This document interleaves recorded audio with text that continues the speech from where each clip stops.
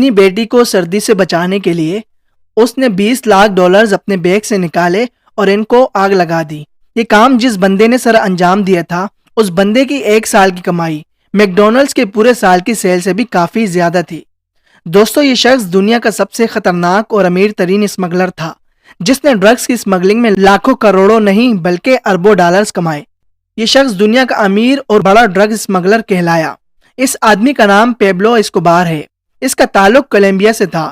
یہ کولمبیا میں 1945 کو پیدا ہوا جو غریب گھرانے سے تعلق رکھتا تھا، مگر اسے پڑھائی میں بالکل بھی دلچسپی نہ تھی۔ یہ بچپن سے ہی غلط راستے پر چلنا چاہتا تھا۔ دوستوں، مگر دنیا کے امیر ترین فہرست میں اس کا نام شامل نہیں کیا گیا تھا۔ پیبلو اسکوبار اپنے دور میں ڈرگز، کوکین اور دنیا میں کئی مختلف جرائم کا بادشاہ ہوا کرتا تھا۔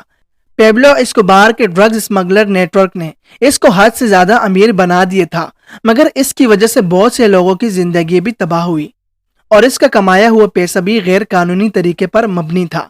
1992 میں پیبلو اسکوبار $30 ملین کا مالک بن چکا تھا۔ برونائی کے سلطان کے بعد پیبلو دنیا کا دوسرا امیر ترین انسان تھا۔ اگر پیبلو آج زندہ ہوتا تو وہ $100 بلین سے بھی زیادہ کا مالک ہوتا اور پیبلو دنیا کا 8واں امیر ترین انسان ہوتا۔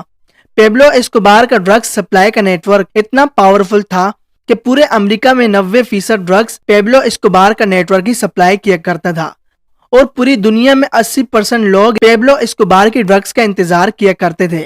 اس خطرناک سپلائی نیٹ ورک کو باہمس کے ایک آئی لینڈ سے چلایا جاتا تھا جس کو پیبلو اسکوبار کا ہیڈ کوارٹر کہا جاتا تھا۔ اس آئی لینڈ پہ پورا ایئرپورٹ بنا ہوا تھا جہاں کوکین سے بھرے ہوئے ہوائی جہاز فیولنگ کے بہانے سے اسمگل کرتے تھے اور اسی دوران اس میں کوکین نکال کر چھوٹے جہازوں میں ڈال کر روانہ کر دیے جاتے تھے۔ یہ کام مہینے یا پھر ہفتے میں ایک بار نہیں ہوتا تھا بلکہ یہ دن میں 7 سے 8 مرتبہ ہوا کرتا تھا۔ روزانہ امریکہ میں 15,000 kg کوکین بیچا جاتا تھا جو پورے سال کا 5,54,000 kg کوکین بنتا ہے۔ پورے سال میں پیبلو اسکوبار 5,40,000 کوکین صرف امریکہ میں سپلائی کیا کرتا تھا اور اس وقت 1 kg کوکین کی قیمت $70,000 ہوا کرتی تھی۔ اس کا مطلب ہے پیبلو اسکوبار پورے سال میں $378 بلین صرف امریکہ میں سپلائی کیا کرتا تھا اور یہ غیر قانونی کام پورے 16 سال تک چلتا رہا۔ تحقیقاتی اداروں کا ماننا تھا جو کوکین $70,000 پر kg میں فروخت کرتا تھا وہ کوکین پیبلو اسکوبار کو صرف $5,000 میں ملتا تھا۔ پیبلو اسکوبار پائلٹ کو صرف ایک فلائٹ کا $5 لاکھ دیا کرتا تھا۔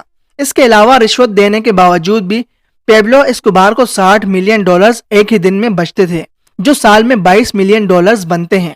پیبلو اسکوبار کی عجیب بات یہ تھی کہ یہ غریبوں میں بے شمار پیسے بانٹا کرتا تھا جس کی وجہ سے غریبوں کے دلوں میں پیبلو کے لیے کافی عزت تھی، لیکن آہستہ آہستہ لوگوں کو اس کے اصل دھندے کا پتہ لگنا شروع ہو گیا تھا۔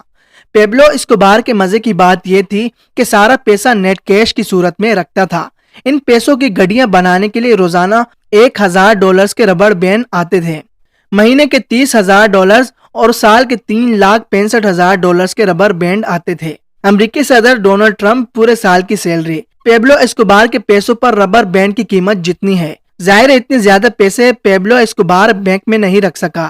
ان پیسوں کو ذخیرہ کرنے کے لیے پیبلو اسکوبار کے آئی لینڈ میں بڑے بڑے گودام ہوا کرتے تھے جو اس گودام میں موجود ڈرمز میں پیسے اسٹور کرتا تھا۔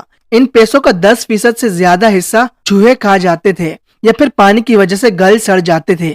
یہ بھی کہا جاتا ہے کہ پیبلو اسکوبار روزانہ اتنا پیسہ گن نہیں سکتا تھا تو پیسوں کو وزن کر کے گنے جاتے تھے اور وزن کر کے ہی اس کی گھڑیاں بنائی جاتی تھی۔ ایک مرتبہ پیبلو اسکوبار نے پولیس سے بچنے کے لیے میڈیلیٹ کے پہاڑوں میں اپنے بچوں کے ساتھ پناہ لے رکھی تھی اور سردی کا موسم تھا جس کی وجہ سے اس کی بیٹی کو سردی لگ رہی تھی۔ اس وقت وہاں گرمی پیدا کرنے کا کوئی چارہ نظر نہیں آ رہا تھا۔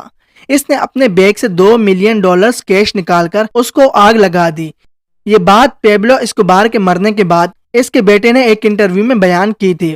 دوستو، ایسے کام کا پھر غلط ہی انجام ہوتا ہے۔ 1993 میں پیبلو ایک پولیس مقابلے میں مارا گیا۔ پیبلو کے قصے آج تک اس دنیا میں مثال بن کر رہ گئے ہیں کیونکہ انسان جتنا بھی امیر ہو جائے اس نے وہ مال دولت اسی دنیا میں چھوڑ کر جانی ہے۔ دوستو، اللہ تعالیٰ سے دعا ہے ہمیں اچھے کام کرنے کی توفیق دے اور برے کاموں سے بچائے، پنجگانہ نماز پڑھنے کی توفیق دے، آمین۔ ملتے ہیں اگلی ایک ویڈیو میں، اپنا خیال رکھیے گا، تب تک کے لیے اللہ۔